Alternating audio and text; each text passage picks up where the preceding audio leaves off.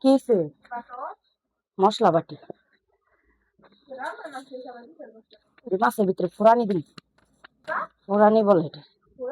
হুম, তুমি কি শুনছো? বলো, তুমি কি রান্না বাড়া আসো চুলার পারে, বুঝবা কি তুমি? বলো, এগুলি মাছের ভিতরে দিতে হয়।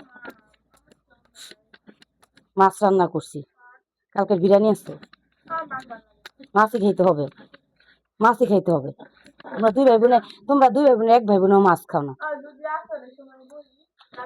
খাইলে খাও, না খাইলে বসে থাকো, যাও। আমি আর রান্না করবো না তোমার জন্য। প্রতিদিন মাংস খাইলে শরীরে কিছু নাই, একই আলাপ খালি, কিচ্ছু হয় না। মাছ খাইতে হবে, সবজি খাইতে হবে। তুমি মনে করো যে একটা মানে কি করো, দিনটা তো ভুলাই ভালাই কিছু খাওয়ানো যায়। তোমার তার এক গুণও পড়া যায় না। শোনো, সবসময় মানে খাবার খাওয়াই দেওয়া যায় না বাবা, বুঝো না তুমি, বুঝছো? আসো, এই দাও কই দি, এই দাও কই দি, দেখছো? এই দাও কই দিলাম, দেখছো?